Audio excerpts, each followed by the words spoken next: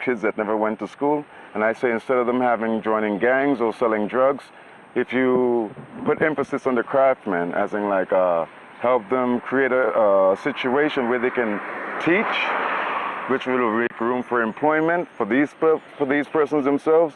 But I think it'll help out a lot. I think it should do a great lot. This is serious business. This is serious. When I started, I did everything myself. I painted. I had to get the clients, organize the shows, run up and down with my portfolio to people, beg them, please take a look. When I got tired of that, I decided to go into one of the malls, and I rented their atrium, and I had a show. You know, I didn't have money to frame up and all that, but I only matted them and put them up, and they all sold. And, you know, when that started happening, then the galleries started coming in and asking, would you come and show some work with us? And that's how it happens here. Some of the commercial art galleries, because they are commercial, do not necessarily allow young, unestablished artists to have solo joint exhibitions. You really have to push those younger artists who want to express themselves in other ways. They don't get a chance to do that very often. They have to really be excellent for a gallery to take a chance on them here, which is a pity, because I think every gallery should at least try to promote something new, at least twice for the year. That doesn't happen. It's about making sure that the gallery gets the money it needs to get. And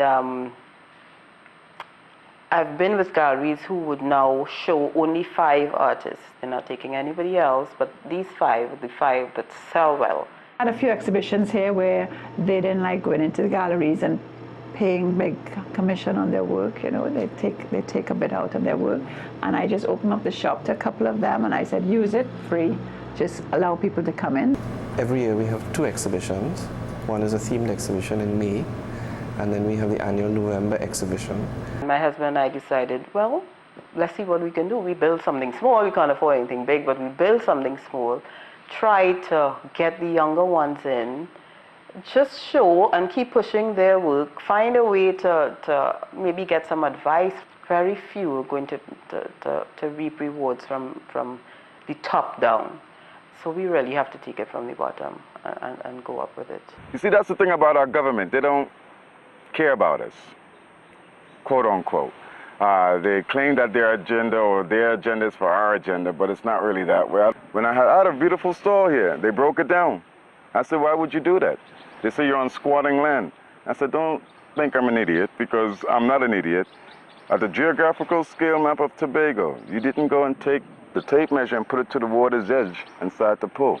You know, the craftsmen and folk artists who keep putting out work, I mean, despite the fact that they had there's no facilities that they are, like they sell on the sidewalks and on the street corners and that kind of stuff.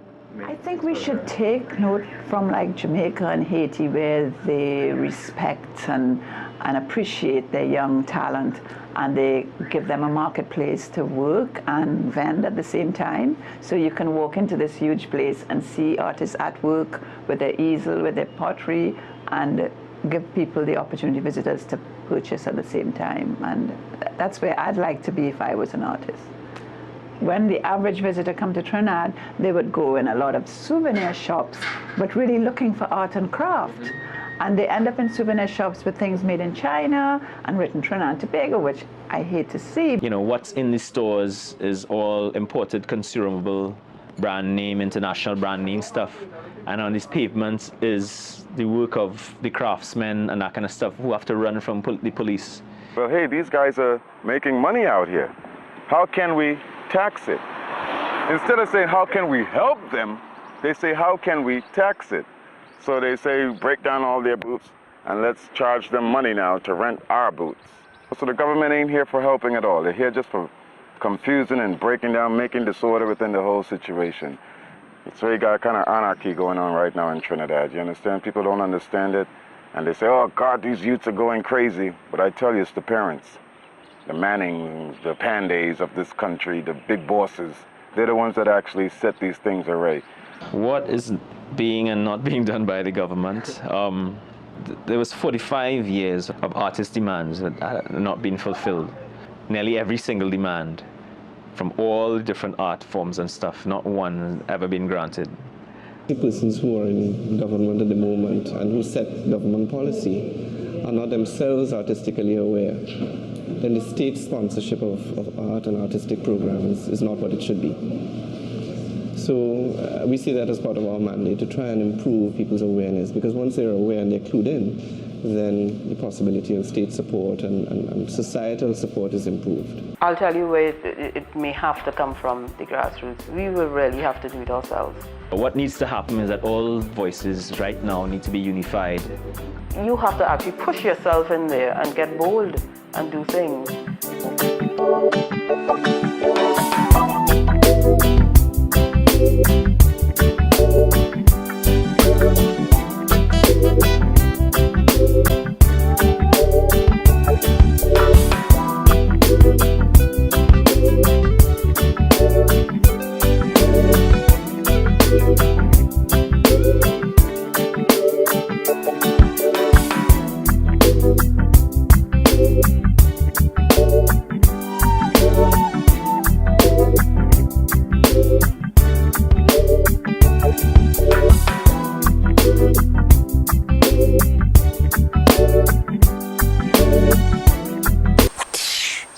Bring the dollar.